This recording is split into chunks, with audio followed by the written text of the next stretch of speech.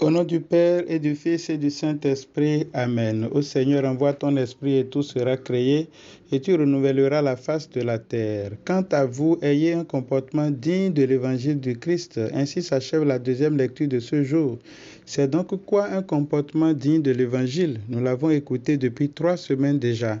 L'amour de Dieu et du prochain, la correction fraternelle et le pardon du fond du cœur. Aujourd'hui, le prophète Isaïe ajoute qu'il faut demeurer dans l'attitude de recherche du Seigneur à travers l'abandon des mauvais chemins et des mauvaises pensées afin de bénéficier du pardon du Seigneur. Mes frères et sœurs, notre Dieu ne nous demande pas ce qui est impossible. Lui-même se révèle à nous comme celui qui est riche en pardon et qui montre sa miséricorde envers ceux qui se détournent de leurs péchés. Tout ceci pour accéder au royaume des cieux qui fait l'objet de la parabole de ce jour. Il faut souligner dès le départ que le royaume des cieux n'est pas comparé au domaine, mais au maître. Ce qui est recherché, ce n'est pas le travail, mais la vie en Dieu, la proximité de Dieu qui n'est plus très loin de nous comme nous avons entendu dans la première lecture. Autant le ciel est élevé au-dessus de la terre, autant mes chemins et mes pensées sont élevés au-dessus des vôtres. Le maître sort pour embaucher des ouvriers. Il ne laisse rien au hasard. Il prévoit avec eux ce qui est juste, car le Seigneur est juste en toutes ses voies, nous dit le psaume 144 ou 145. Oui, frères et sœurs, la question de la justice n'est pas secondaire dans la parole de Dieu. Notre Dieu ne supporte pas l'injustice et ses enfants que nous sommes non plus. Voilà pourquoi nous ne pouvons pas rester muets devant les injustices flagrantes de notre monde. Autrement, nous nous rendrons coupables de non-assistance à personne ou à peuple en danger et de complicité. Ceux qui n'ont pas été embauchés étaient donc des personnes en danger, comme les nombreux chômeurs de notre temps. Après de longues années d'études, nos jeunes se retrouvent sans rien. On leur chante à longueur de journée l'entrepreneuriat, mais tout le monde sait que c'est le système scolaire ou éducatif qui produit des têtes pleines de choses souvent inutiles, mais des cœurs incapables d'aimer leurs conditions, leur nation, leur race, d'être fiers de leur identité.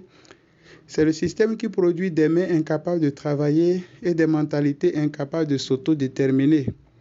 C'est la foi qui nous sauve du péché et de la mort, certes, mais ce qui sauvera notre vie de tous les jours, ce qui nous disposera à vivre de la liberté acquise par le Christ, c'est l'éducation, c'est la formation, c'est la capacité de réfléchir et d'oser de nouveaux chemins, la capacité de se réinventer à la lumière de la foi, mais aussi des expériences des autres et de nos propres expériences.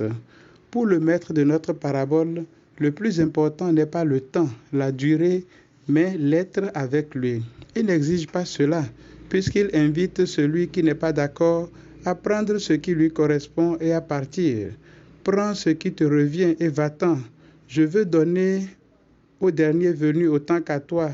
N'ai-je pas le droit de faire ce que je veux de mes biens? Il y a un adage qui dit que l'oisiveté est la mère de tous les vices.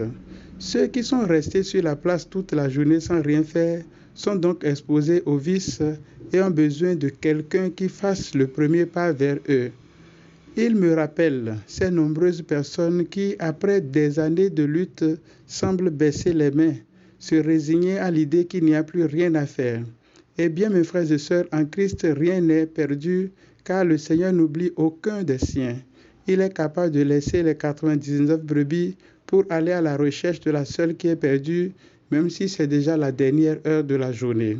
Finalement, il y a un moment de bilan de la journée où les ouvriers sont récompensés. On constate que la récompense n'est pas proportionnelle au travail accompli, car Dieu n'applique pas la justice distributive des hommes qui repose sur le plus grand profit pour les plus puissants, mais la justice du royaume qui veut sauver tout le monde. On constate aussi qu'il y aura toujours des gens qui ne se satisfont pas de la présence de Dieu. Ils choisissent d'avoir plus de biens matériels, quitte à ce que les autres n'aient rien.